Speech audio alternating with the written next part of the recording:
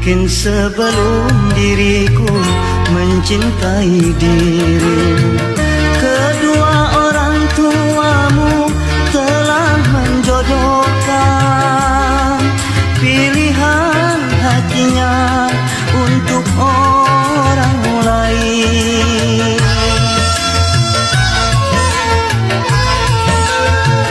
Sehingga kini cintaku terhalang dinding kaca. Dirimu dapat kulihat, tapi tak dapat ku sentuh.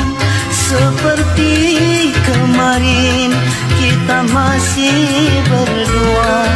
Malam sungguh malam, nasib cintaku tak mendapat restu ayah bunda.